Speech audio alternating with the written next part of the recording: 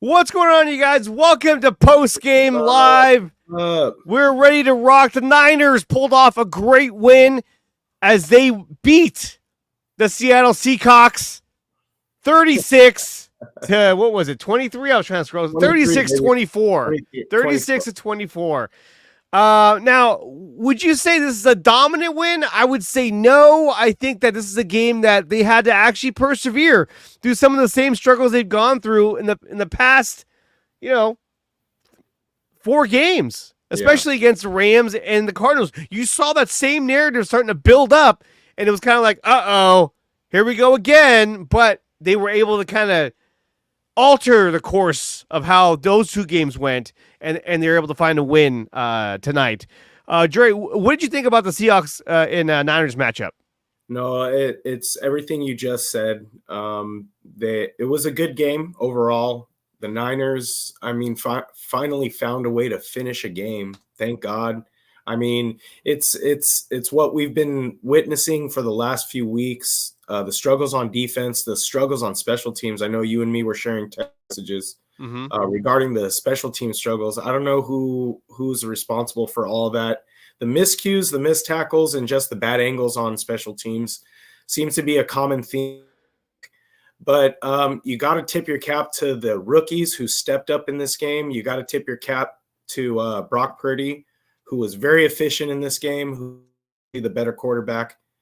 Made a lot of clutch throws, timely plays.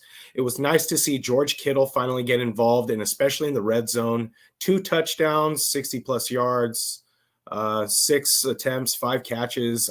He did it all today. So that was good to see. The defense made plays when they had to. The secondary, I thought, played the best game of the season in a tough environment. They stepped up. They answered the bell. We can talk about all the rookies. I'm sure we got a really great show lined up, and we can discuss all of it. But overall, a great game. Tip your cap to Kyle Shanahan for finally sticking to the run game. Garendo with the finishing blow at the very end. Juszczyk punching it through. So just overall a great team win. Yeah, absolutely. I love the fact that they allowed Juszczyk to get that touchdown, and then he went over and he hugged his wife. They really pissed off the Seahawks fans. They were like, fuck. Love the touchdown celebrations. Him and George Kittle had a big game and impacted the game extremely, pretty much through 4 quarters. So it was good to see them celebrate with the wives. It was good to see them celebrate in general. And George Kittle had a monster game. Oh, absolutely. He had a monster game. Before we get to the stats and all the numbers of the game, guys, make sure that you smash the like button and subscribe to the channel. This show is brought to you by SeatGeek. Use promo code DreArea Sports to save up to $20 on your first purchase over at SeatGeek.com. If you want to go to the Niner game next week against the Kansas City Chiefs, do so by going to SeatGeek.com and using promo code DreArea Sports. This show is also brought to you by BetUS. Again, use promo code DreArea Sports when making your first bet over on BetUS. They will match you up to 125% of your first 3 deposits. So use promo code DreArea Sports or use the referral link in the description below when making your bets with BetUS. It's where the game begins. And of course, we're brought to you by PowerBrandSystems. Use promo code 300POWER to save up to $300 on your first purchase of PowerBrandSystems. They will build you a website to help your small business, YouTube channel, or social media account.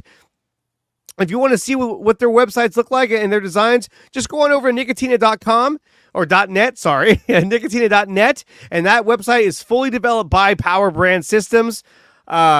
Membership tiers are available for DreArea Sports, for my other 2 channels as well, so definitely check out Nicotina.net and check out PowerBrandSystems.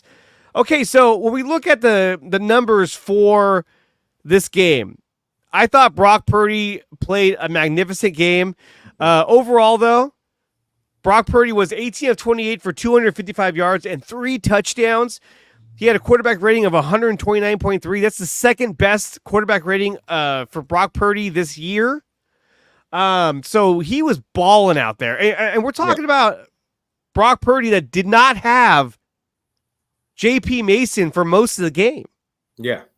And he still was balling out there. I mean, he only missed 10 passes. Yeah, no, I mean, averaging over 9 yards, air yards pretty much through the air. I mean, yeah, he exactly. He balled out. He was efficient. That dime to Kittle at the front corner of the end zone was amazing. A lot of great plays, a lot of scrambling. Again, a little shaky on the offensive line, but overall, I thought the offensive line played good. Enough to win this game and pretty much allow Brock Purdy to pick apart a shaky Seattle secondary. So they did everything they could. They opened lanes for Mason. They opened lanes for Guerrero, especially on that last play.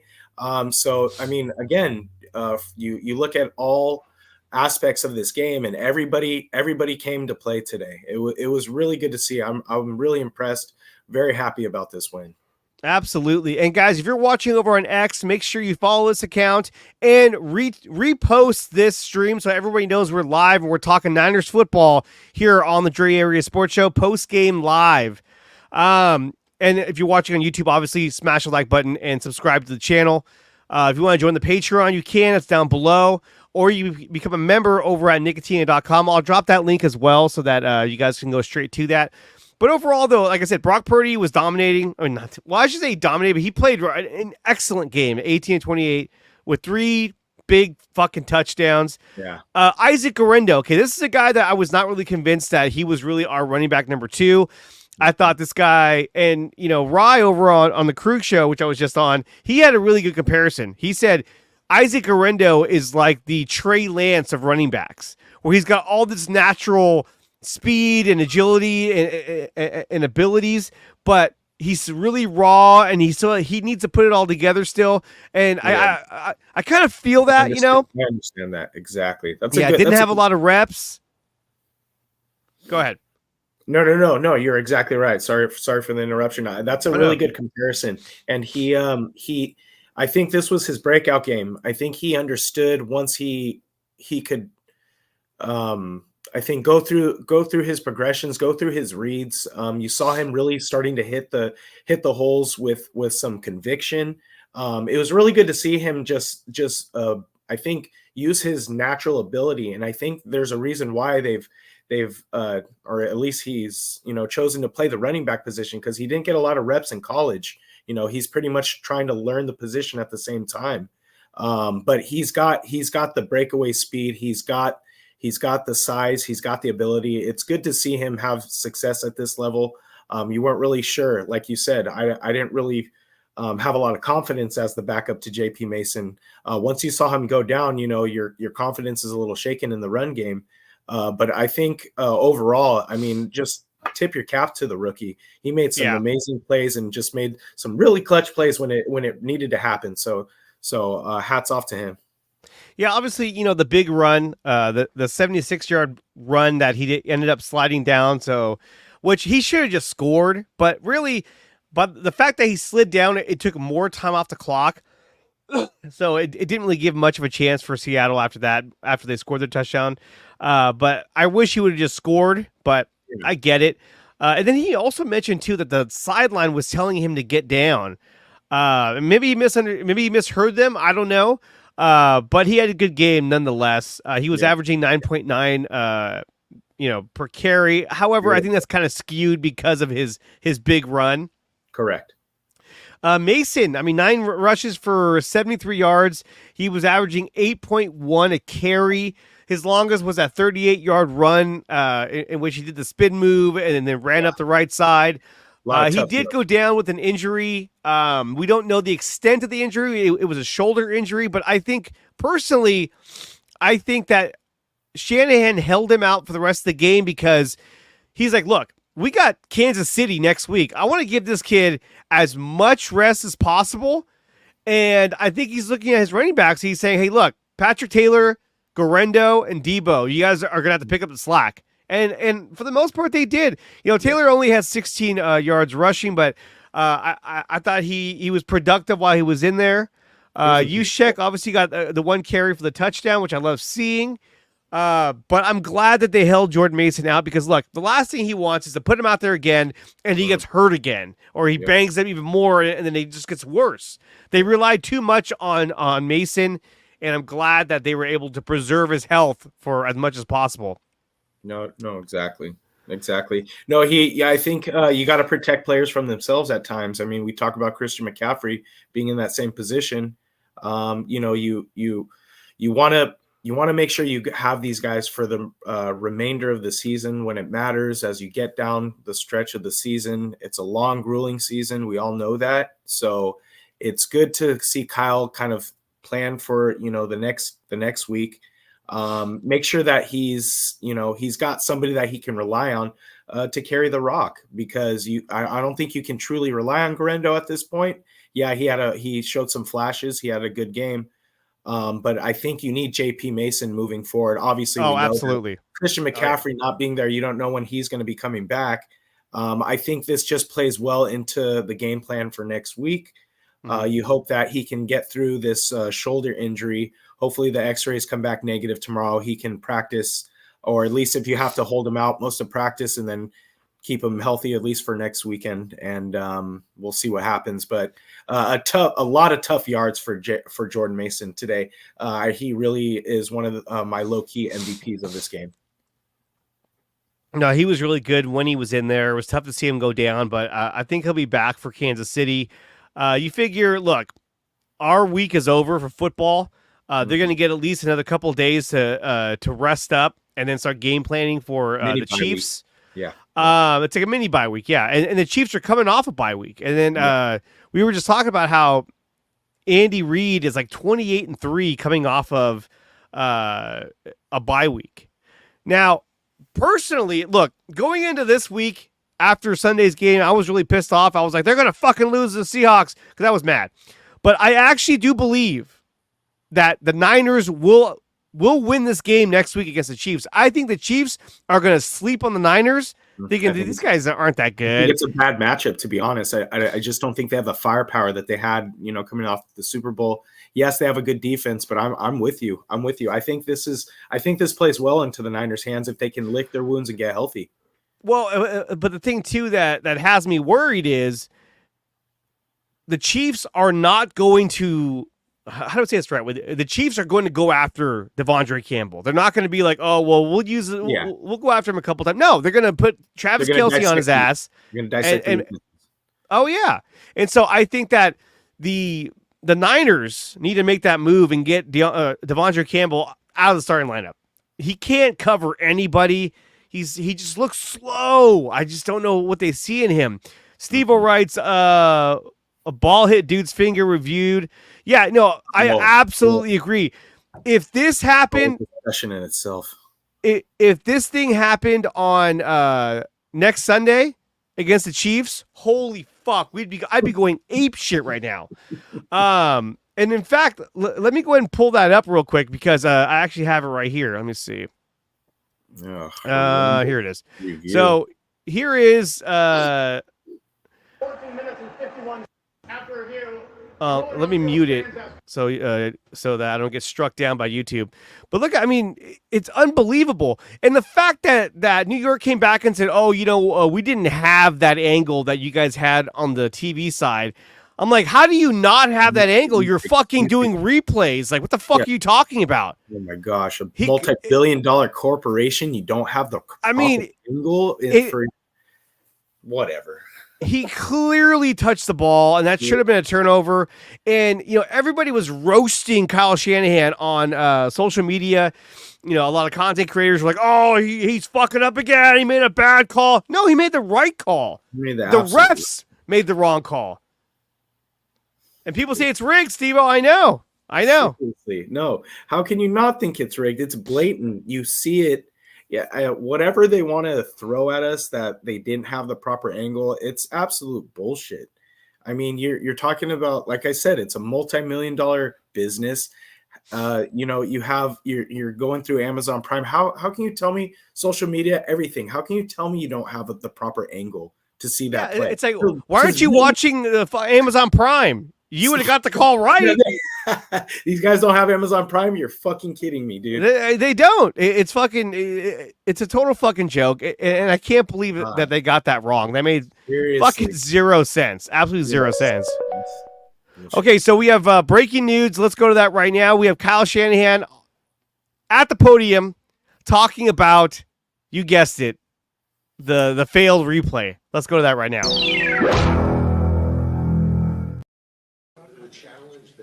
Don't get fined, Kyle. What were you told in terms of what angle they saw, whoever, let you know, and then what was the explanation that they did? It was awesome by Hamp. He because he said he could tell by how the guy's hand moved that the ball hit him, and then that's all he saw. But he couldn't 100% see the ball. But he said you could tell how the hand moved, and with it being Thursday Night Football, I thought for sure they'd have a bunch of camera angles. So once he believed that it happened, we threw it, thinking we'd get some better angles, and then they just told me that he didn't. And then about 2 minutes later, I heard all the guys in the box freaking out saying they saw another angle and it was a fumble. So the official told you that they didn't have the yeah, they only know what they see. So they didn't see, I think, what everyone else saw on TV. Unbelievable. I mean, this is a multi-million-dollar organization in the NFL, and they can't get the right angle. Like, what the fuck? Failure on all levels. That's all that is. I'm going to put the link for the memberships in the chat if you would be so inclined. They start as small as $1. But there you go. There is the link for that. I'll go ahead and pin it as well.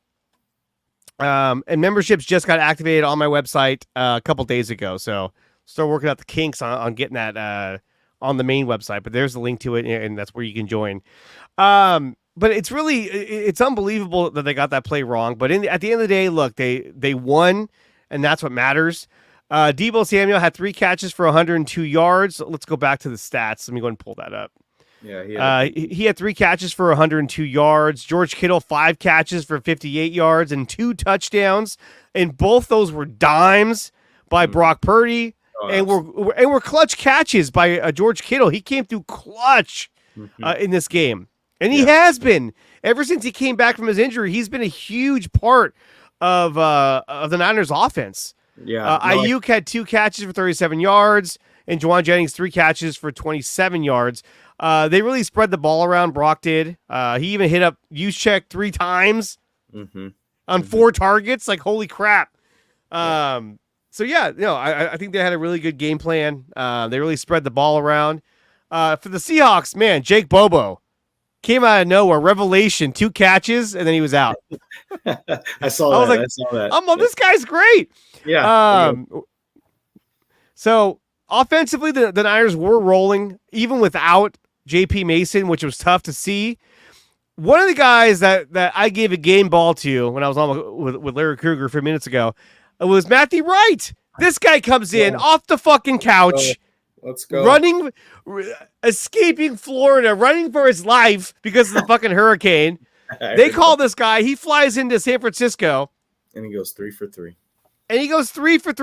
And then he sacrificed mind, body, and soul, and he got fucking run over, and he's probably out. Before we get to all that, let's welcome the man himself, my brother, Mr. Daniel Fernandez. What's up, dude? Hey, what's up? 36. Oh, he's muted. Say something, Daniel. Okay. So anyway, but yeah, this guy got fucking lit up, but he made the tackle, and he probably stopped that guy from returning the kick. Daniel. Yeah, Daniel.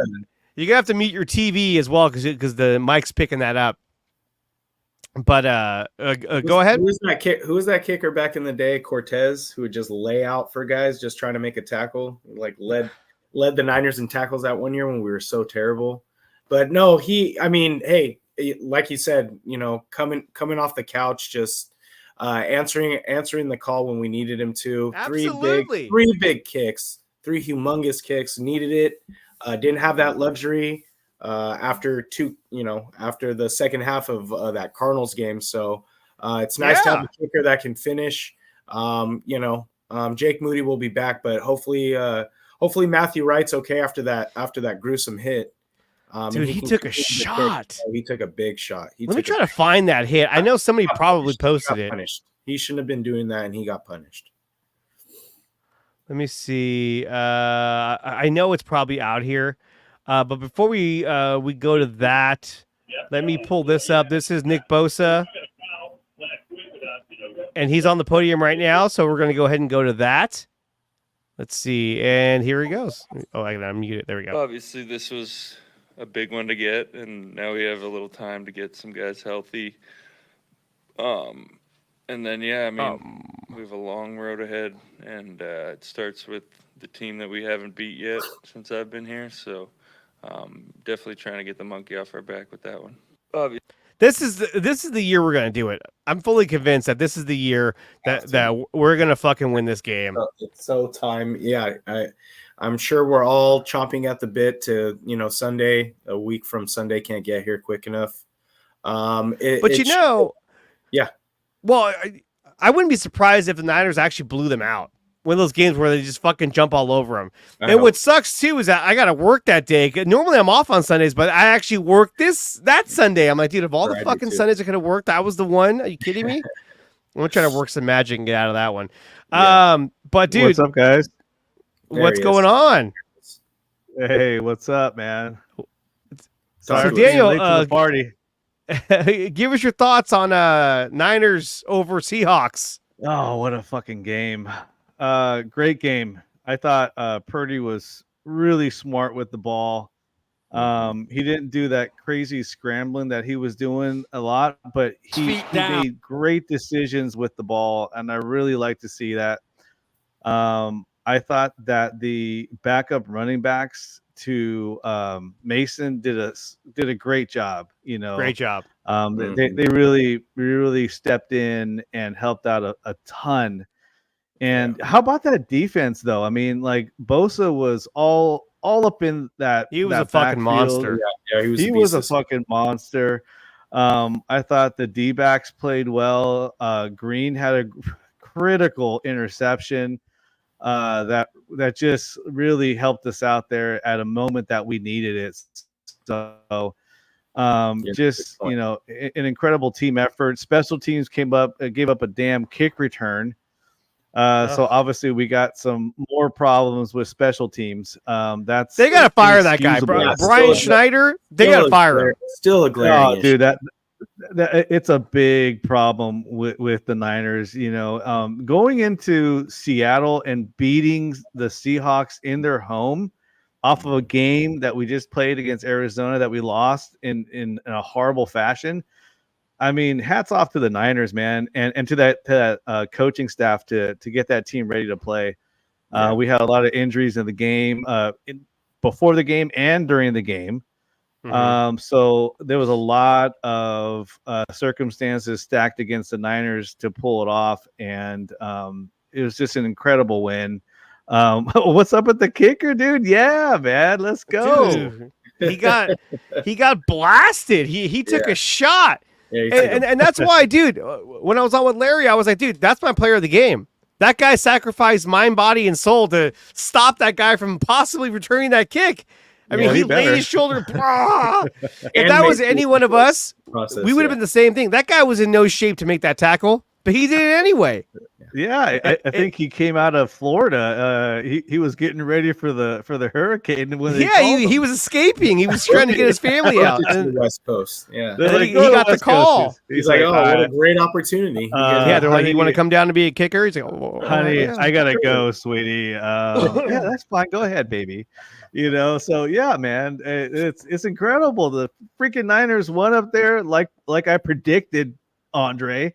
I know. Hey, you had the closest score prediction. I did. I was 2 points away from the Seahawks, and a little bit off on the Niners, but just a tremendous team effort in a hostile environment.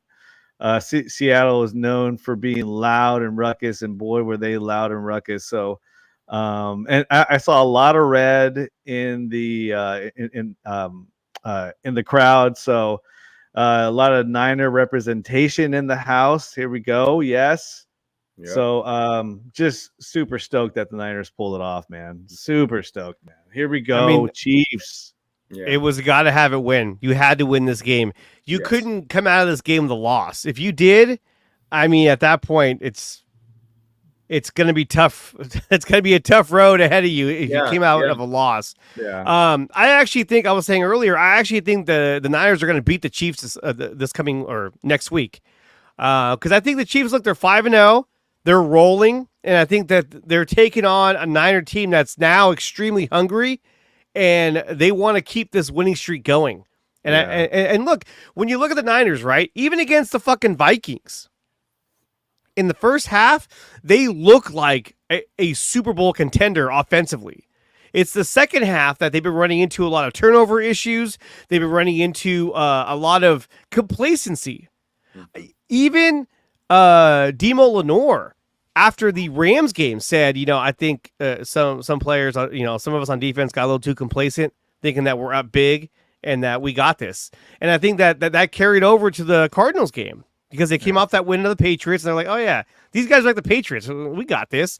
And I think that's what they have to shake off. They have to realize, okay, we need to go 110% for all 4 quarters because, like Daniel said last week, the Niners were not playing 4 quarters, and they almost didn't play 4 quarters today because, I mean, look, I'm glad they won. That was great, but you can't deny that there was a little bit of like the here it comes, like the writing was on the wall that they were going to give up that lead, and I was like, oh fuck, don't tell me they're going to do this again.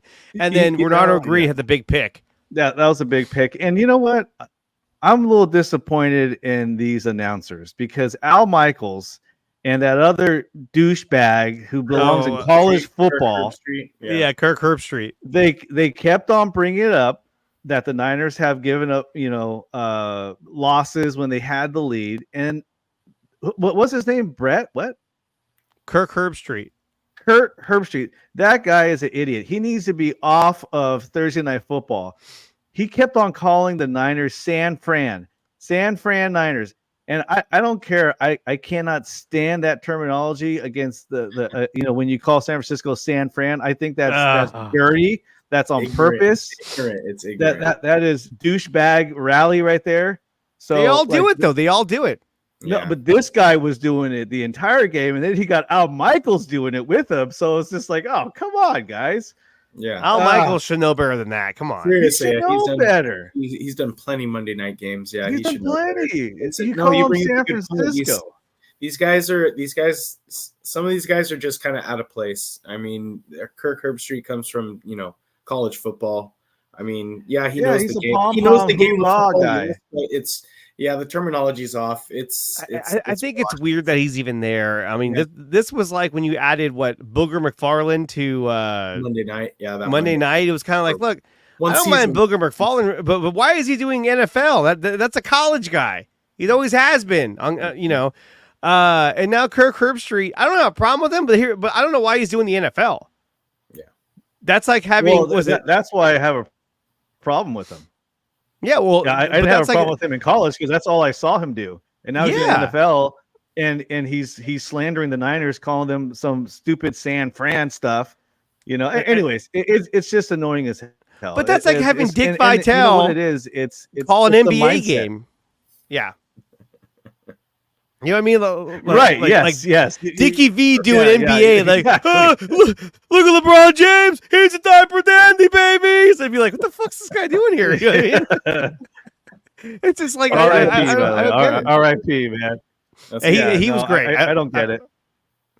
Yeah, R.I.P. You know what I love seeing is shit like this.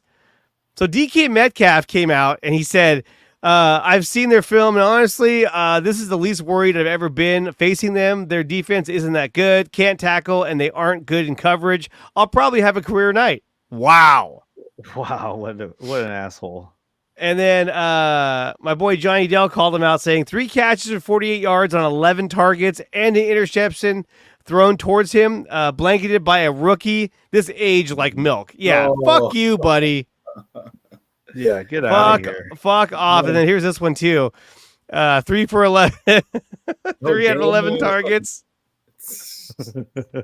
Well, the Niners, the Lockdown. defensive backs that played on him, they did a great job with him. I mean, every pass, every catch was almost contested. You know, Yeah. even the one that I think it. No, never mind. But Fred Warner had a fantastic game. He was all over the field. He was playing pass coverage, and Yes. Campbell had a better second half than first half, I thought. In the first half, I think he gave up some passes again. He took bad angles at the at the ball carrier. He had a better second half. We saw some D winners out there, which I think a lot of Niner fans want to see more of D out there. So I'm glad that the coaching staff kind of mixed it up a little bit, get some more players out there and spark a fire on their ass a little bit. So, I mean, you can tell right away the Niners came out and they were very focused. Hungry. They were very hungry. They did not want to go up there and get embarrassed. So it was just great to see that. It was just like that's what you want to see.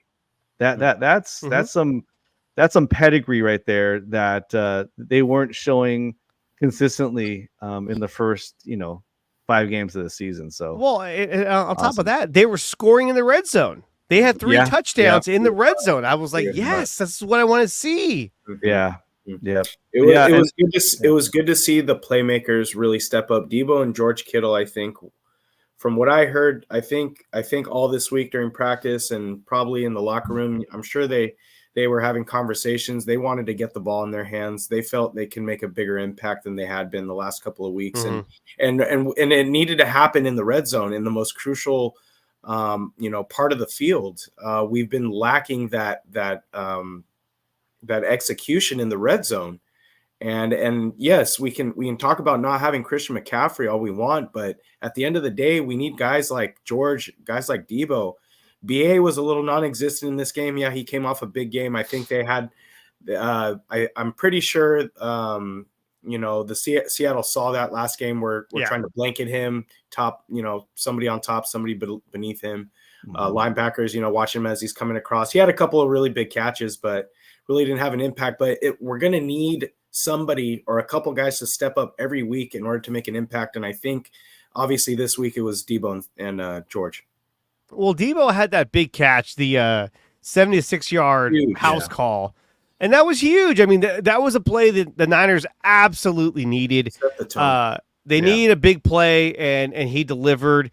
That was great. I was so excited to see that. And then I'm sorry, but like the touchdown to Kittle, his second one, where he threw it across the middle in the tight window, and he caught that touchdown. That was huge because. Yeah. I mean, all the doubters were saying this is going to be a field goal. This is going to be a field goal, and they scored a touchdown. It was like, fuck yes. You see Brock continue to go through his progressions, look off the middle linebacker, and was able to fit it through that tight window and through a dot. I mean, he was throwing dots all day. The throw to Debo, like you already talked about, that had to be put in a certain area and for Debo to go up at the point of attack and catch it, rather than leading him, which you see the free safety kind of making an angle. And I think if he leads him, I think it's an interception, to be honest. So I think Brock Purdy was absolutely perfect when he needed to be. A lot of big time throws. You see him scrambling and making, off schedule plays and stuff like that. It's great to see his continued growth as a leader, as the quarterback of the San Francisco 49ers. Just a huge game from him, just to come back after a shaky huge game. Absolutely. I mean, and we talked about it on our last show. We talked about, at least I did initially, was Brock Purdy scrambling and running around. And what you saw out of him in this game, he still did that, but he actually just ran forward. He was decisive. He was decisive, and that's what you want to see. I mean, he's not a natural, running quarterback, but he was able to get some first downs, some critical first downs, where I think it was in the first quarter where the Niners had the ball like on the 5-yard line on their side of the field, and he picked up a big first down with his legs. So those are the kind of plays that you want to see Brock Purdy make. Just go for the yardage. It's the big touchdown, the big throw isn't always there. Take what the defense gives you.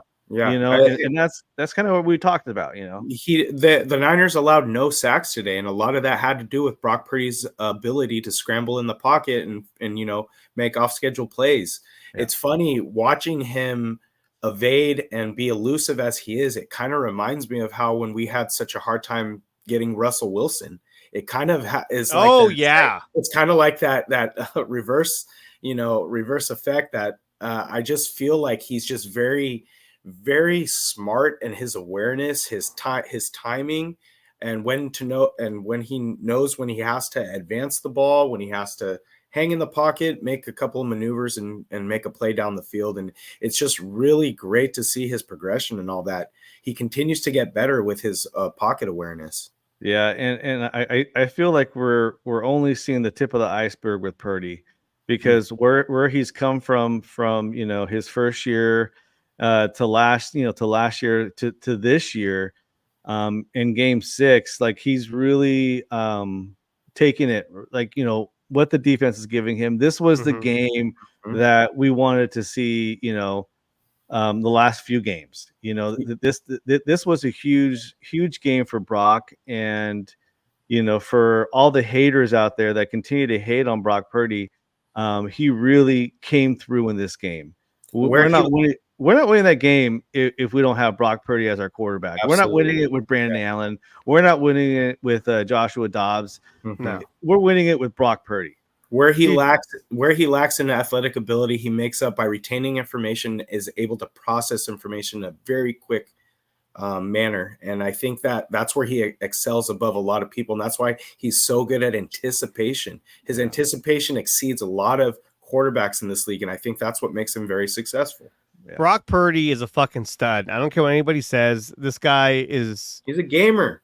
This guy is really, really good. I mean, down ass motherfucker. A good comparison that I heard is like, this guy, Brock Purdy, is like the NFL's version of Steph Curry. He's small, he's undersized, undervalued, and he continues to just fucking tear it up out there. It's unbelievable. Now, another player that made a huge impact on this game, if you ask me, was Nick Bosa. We look at his next gen stats. I mean, look at his pass rushing chart. Successful. He had 14 fucking pressures on Geno Smith. He got 0 sacks, but 14 pressures against the Seahawks. That's tied for the most pressures by a pass rusher in a game over the last 4 seasons. Jeez. When Bosa also had 14 pressures in Week 4 of 2022 against the Rams, he was all over Geno Smith. This is why Geno Smith didn't look comfortable all night. Yeah, Geno Smith was highly inaccurate. And he threw 2 interceptions. That was difference in the game. Nick Bosa was living in Geno's lap all day. And you're right. It's not about the sacks. Yes, we'd like to see him get the finishing, numbers. We'd like to see him get those sacks. But it's the way he's impacting. It's the angles he's taking. It's his explosiveness off the line. It's his hand motions. It's his ability to get off the block and just impact the game like like the Niners haven't seen before. And it goes to show exactly the struggles of Geno Smith in this game. We've seen him be a very accurate passer in this, within the last couple of seasons. And Nick Bosa impacted his ability to see the field and to make timely throws. He also made some great plays in the backfield against in the running against Walker. I mean, how many times did you see him getting an arm out there, grabbing him? And then I think that one play in the first quarter, he grabbed him and then he allowed the defense to catch up and tackle him for a loss. Those are the kind of plays. And I think we saw that in the last game where you saw a lot of Bosa out there doing his thing. I think he's starting to come into form for the season. I expect a lot of big things out of Bosa after this bye week and continuing for us this season. This guy, I think, is going to have an impact like he already did have today. But moving forward, he's going to be an impact D end. Watch. I think he's been an impact D end this entire season. I mean, he's involved in every play on defense. I mean, he's a factor on every play, and everyone's like, "Oh, the sack numbers are down. The sack numbers are down." All right, 97, baby. But dude, I'm telling you, this guy is a monster. Yeah. Niner for Life writes, I remember in the offseason, all the analysts said Purdy was going to have a regress year. In your face. Exactly. Fuck off. He just continues to get better. Yeah. Steve-O, he's probably has something horrible to say. After the Krant and Juicebox debacle, all the content casuals went after Purdy this week. Yeah, pretty much. They always do, though. They always go after Purdy. Yeah, they do. He says, where'd you get that chart from? It was on Twitter. It's from Next Gen Stats. I don't know. I found it. Somebody posted it. That's the glory of Twitter, dude. That's nice. So internet, Bosa, dude, there was one possession in the second half where Bosa literally blew up 3 plays in a row and caused the Seahawks to punt the ball.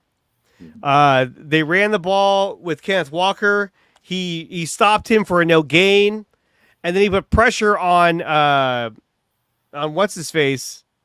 Oh no! So the first play was supposed to be a screen pass, and Bosa picked up on it, and he stayed with Noah Fant. And so when he threw the ball, Fant became an ineligible receiver downfield. Right, yeah, because he stayed with him because he saw it. He's like, "Oh, they're gonna run a fucking screen. Fuck these guys." That's right. And then on top of that, the next play was a running play, which he's the one who tackled Kenneth Walker for a no gain, and then he put pressure on Geno Smith, who had to throw the ball away. He had 3 consecutive plays. Yeah, he was full beast mode. He was full beast mode. Full beast mode, man. I truly believe he's taking a lot of the burden as far as the defensive struggles on himself to impact the game like he did his rookie year and the year after that, his defensive player of the year that year as well too. He understands that he needs to obviously step up in a crucial time of the season where you've already gone through a significant amount of injuries to the defensive line. You're having guys move in and out. You're bringing guys up from the practice squad. He understands he's the X factor. He is going to be the one that's going to be able to apply pressure consistently and hopefully impact the game like we saw tonight. And it's going to have to continue. It's going to have to be against the Chiefs. It's going to have to be after the bye week. It's going to have to be all season. He has to stay healthy because he's literally all we got as far as a consistent pass rush.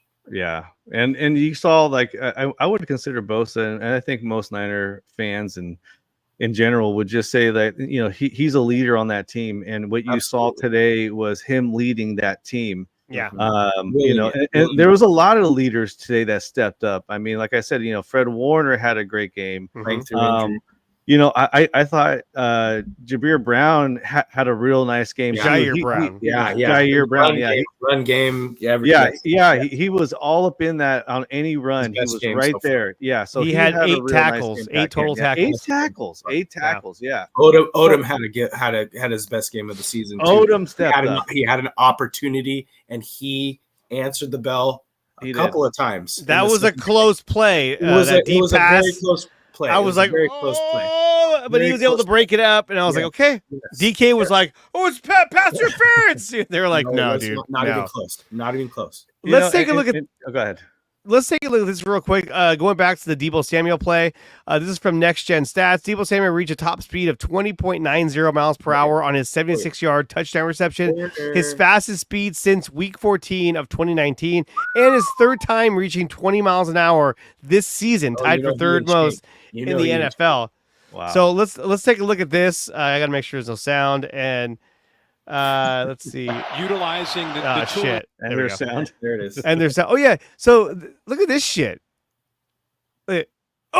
Beautiful right pass. where it needed to be. I'm telling you, if he leads him in that route, that safety makes a play on the ball, and it's probably an interception. And there's no way that linebacker is going to catch him. No, hell no. Linebacker going to catch him. I mean, even at this point, he's wide open up here. Yeah. And I don't know what the safety was doing. I thought maybe I'm telling you, if he leads him, that's a pick. Yeah, because I mean, if he leads him over here, he's going to meet up with him upfield along the sidelines. That's a problem right there, and he didn't. But he teardrops it in perfectly. Now, see, if you back up, Andre, to where they hiked the ball, let's watch Purdy a little bit and see his acknowledgement of Deebo and how fast he pulls that trigger, because that was a great pass right there by Purdy. It's a great assessment. Right there. He just saw him right there. I mean, yeah, he saw him immediately. he saw him immediately. But it's the accuracy of that pass that makes the play possible. Right there. Ooh, right there.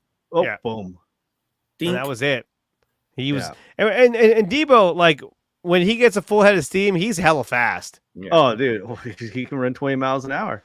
Yeah. I mean, if I try to run 20 miles an hour, I'm gonna pull a hammy for sure. Oh yeah, I'm toast. Pop a couple guys. We got 35 watching right now. Make sure you smash the like button and subscribe to the channel.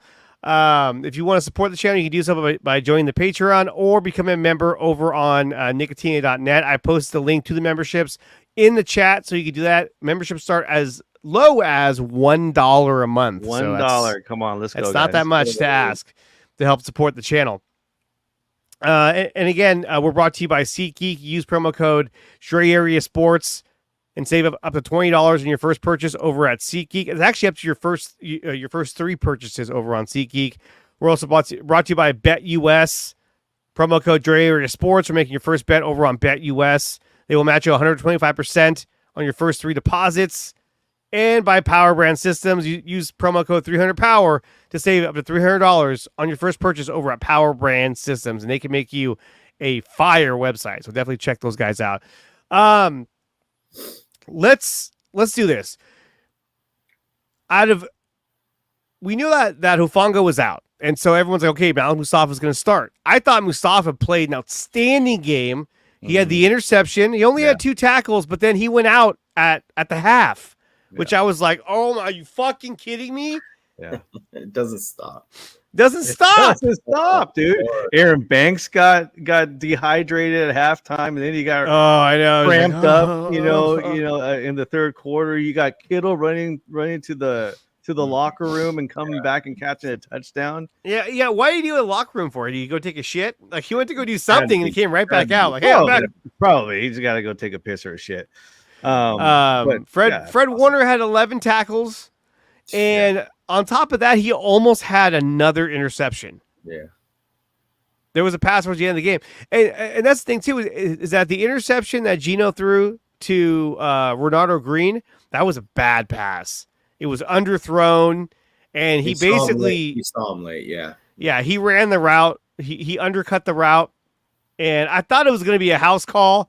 But they were able to bring him down. But that was a great, play by Renardo Green. Really, it changed the game too because the Seahawks were kind of in a position where they could have tried to take that lead if they could have scored a touchdown in that possession.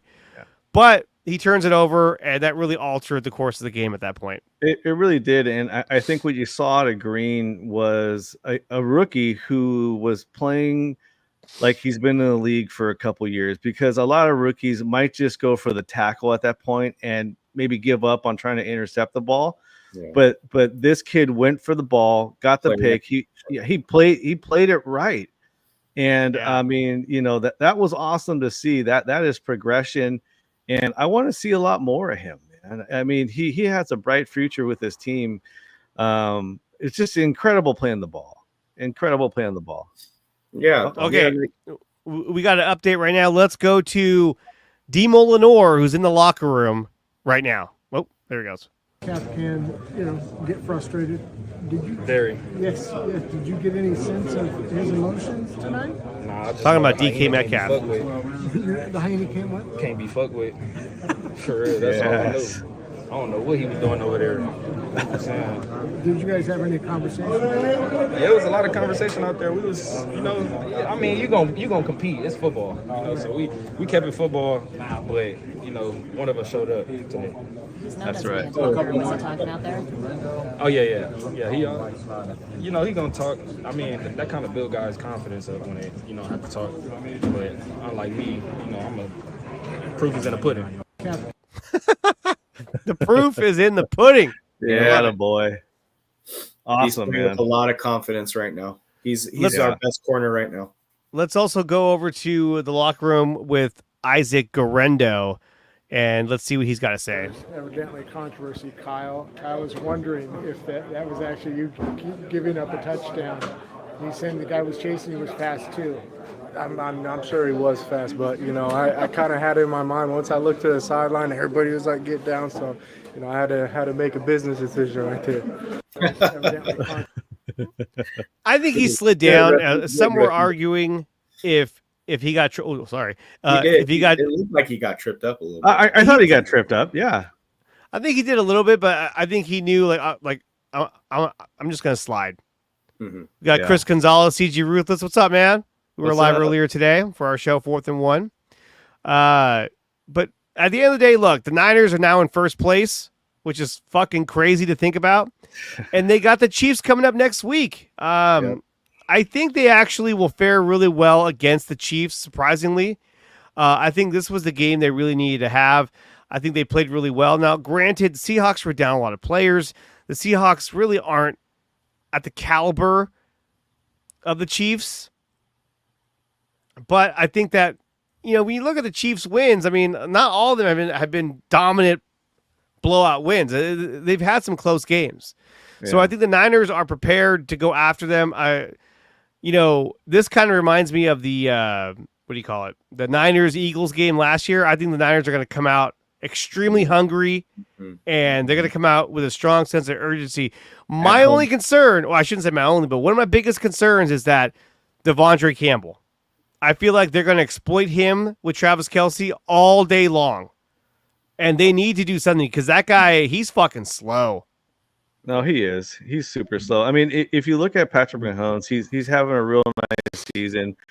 He has 1,235 passing yards, 6 touchdowns, and 6 interceptions. Yeah. Okay. And if you watch that game with the Saints, he had some pretty errant throws, where they were just like, oh, look at Mahomes. And the announcers are always covering for him. Like, oh, whatever. Weapons. Yeah, exactly. Yeah. So, the weapons, what have you. So I think that when the Niners play the Chiefs, this is going to be a prime opportunity to kind of shock the NFL. Hey, the Niners are actually for real. But they're going to have to play like they did today, inspired football, leadership. The players need to execute, and that's what you saw on the field today. Players were executing on the game plan, on the schemes that they were running. Purdy had an incredible game. The coaching staff stepped up. I like most of the play calling that was put out there for Purdy, and I thought the defense was overall in really good position to make plays on the ball. So that to me was huge, and the pressure that we got on Geno Smith really paid dividends for the secondary, and we talked about that last time. Is like we need to get pressure on the quarterback. It's going to only help out the secondary that much more, and it really paid off today. Yeah, really did. Yeah. No, you're absolutely right. I feel like with this matchup with the Chiefs, I feel like the Chiefs are as much as the league is behind them. They have the 5-0 record. I feel like the Chiefs are actually at their most vulnerable state. I feel like exactly like you said. I think the Niners can win at home. I think they match up really well. If you disrupt Patrick Mahomes, they're prone to turn the ball over. They're 29th in the league. They have a -4 turnover ratio at this moment. As good as they're playing, I think the Niners can catch them after this mini bye week. Yes, the Chiefs are coming off the bye week. Andy Reid's really good off the bye week. Yes, but I think we have a turning point right now. We can have guys get rested, get healthy for this game. Yeah. You get Charvarius back. You get somebody who knows the Chiefs really well, who can hopefully match up really well with them on the outside. Yeah. I think this is an opportunity to really stick it to them and get a little bit of revenge from multiple missed opportunities. Well, yeah, I mean, they can't beat the Chiefs, and so I think this is your chance to get a win and kind of get over that hump. And then I think we go into the week after that and we smoke the Cowboys, get our bye week, and kind of see where everything kind of falls after the bye week. But they got to go in, hungry. The next 2 games are huge games. Yeah, absolutely definitely huge. Right now we're 3-3. We got to go in the bye week 5-3. Then we have a whole extra week to prepare for I think it's the Buccaneers Yeah. that comes out of the bye week, which Get we can more beat healthy them. and can go on a run. Absolutely. Yeah. And I think I got confused on the bye and the Niners playing on Thursday night. So I mean, really, they get a good, nice extended break before the it's next a mini game. bye. Yeah, it's the mini bye, you know. So that the timing came out good, and the Niners got that victory that they really needed, that we wanted all to see. So fuck the Well, the Seahawks. Chiefs are coming off a bye as well. So, and then there's a stat that Andy Reid is was it 28-3 or 27-3 coming off the bye week. So they got time. We'll see. They got time to prepare. But he's going to be 28-4 next week. I'll tell you that. The Niners have to weather the storm, and the stars are looking like they're aligning with all the people hopefully coming back off of injury. And well, and that's the other thing too. We talk about injuries. Ricky Pearsall will be back by the Chiefs game. They're going to open up his practice window this week. Still no word on McCaffrey. I don't think he's going to be back by the Chiefs game, even though I would love for him to be back by then. But they were projecting. What's that? That's what they were projecting. I know. Yeah, that's what they're projecting, even if it's in a limited format. Yeah. You know, decoy. Pump that fear. Yeah, get the decoy. Let them do a few things out there. I mean, it'd be great to see McCaffrey. I mean, who knows? Absolutely. Attention. Absolutely. Yeah. Even just as a decoy. I mean, whatever. I mean, give him a snap count. See how he feels and stuff. I mean, you open up the offense and you open up the field just with him being there. Oh, so for sure. I think that so good for that. With McCaffrey, if he doesn't come back this week, I think you see him again against the Buccaneers after the bye week. I think that's probably his new target date. But if he comes back for the Chiefs, that's fucking great. Wow. Let's go to the locker room where Kyle Shanahan is addressing the team right now, even though it's not right now. So let's go to that right now. You guys came out as aggressive, everything we asked for, man. You did it. You did the whole first half. Guys, nothing changed the second half. It's just a reminder of how hard football is. All right, you guys stayed with it. All right, what about the rookies today, man? They won this game in my opinion. Right now, I think Malik got a pick. I know Renardo got a pick. Yes, sir. Guys, what about Isaac giving up his first career touchdown?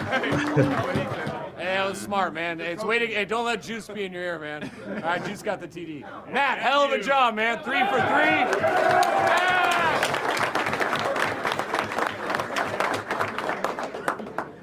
3. Appreciate everyone here. All right, guys, we got 3 days away. All right, get off your feet. Get your body right. Get your mind right. Take that break. Let's come back Monday ready to go, man. We're first in the division right now. Let's keep it that way. Okay, feel me? You guys came out. That's great. They're first in the division right now. It's unbelievable. After all, and I don't think the Cardinals will win because they're playing against Green Bay at Lambeau Field. I don't think that's going to happen. But you never know. Chris writes, Mason injury could open an opportunity for Guerrero if CMC isn't ready yet. Well, here's the thing: is that I think that Kyle Shanahan held Mason out of this game because he knew that, hey, look, I need to give this guy as much rest as possible because I need him for the Chiefs. Mm-hmm. I think he probably could have came back in, but he didn't want to take the risk because he needs him for the next game. Yeah, he did. One run in the third quarter, and then that was it. That was it. He was in pain. You could tell. He wanted to come back in. You got to protect him from himself. Yeah. I think that was the right move to do. Okay, so let's go around the horn. Game balls. Dre, let's start with you. Who gets your game ball for today? I got to go with my boy Bosa. As disruptive as he was, I think he played a major factor in the turnover battle in this game, which ultimately won the game. So I'm going to go with Bosa.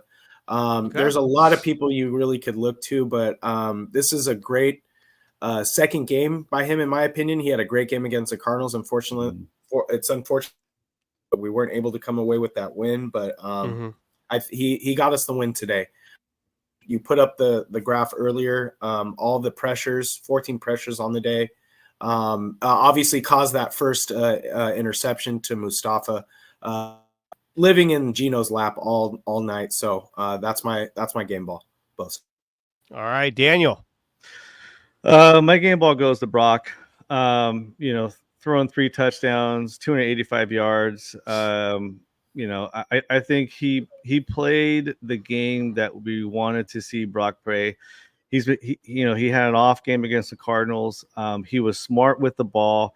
He was smart with his feet today.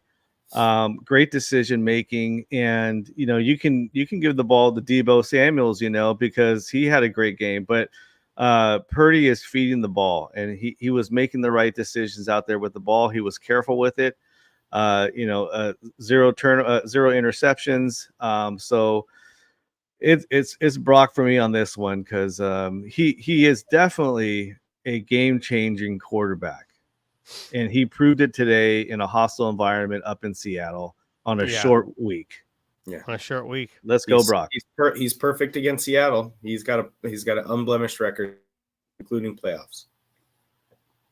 Absolutely. My game ball goes to the one, the only Matthew Wright. He hit all three of his kicks. Let's go. Sacrificed his body to take that shot. No business decision. Just go for it. 9 points. He got fucked up off that hit. Like when they were walking him to the locker room, he was just like,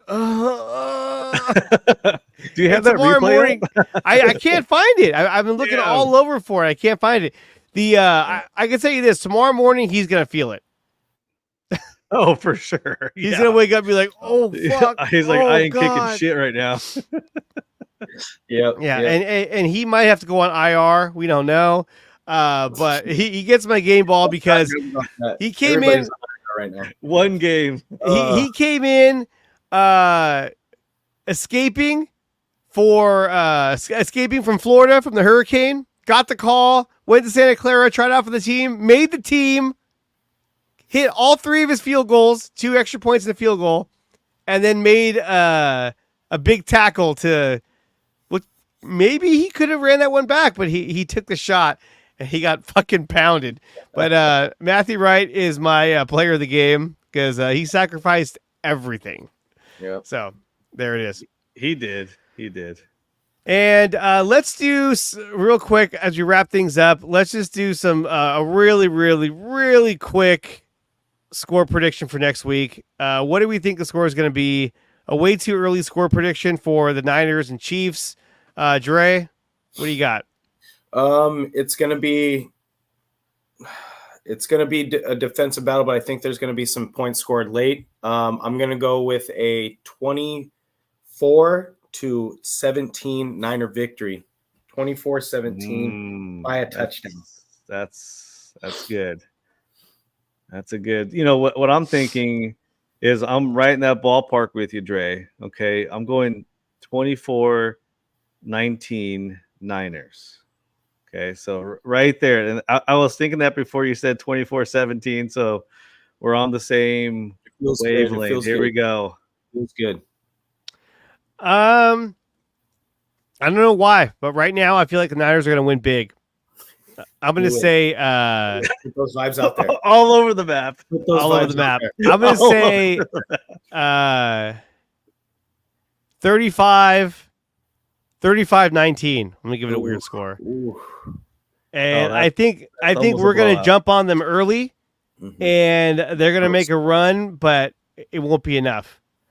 But I hope that they either take Brian Schneider into the back room and whoop his ass, or they fire him. Something needs to happen because special teams keeps fucking up every single game. Yes.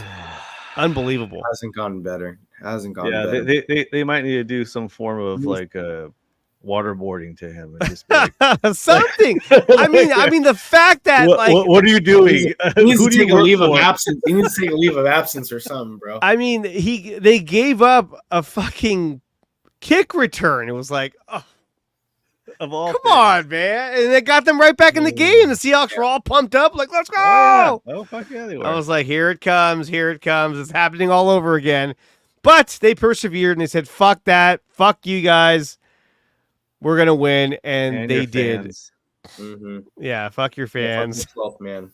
Fuck all your green shit. Fucking Seahawks. Yeah. And the Niners win, and they're in first place. Guys, that's going to do it for the show. I want to thank Dre and Daniel for coming out here again for another fire episode of Post Game Live.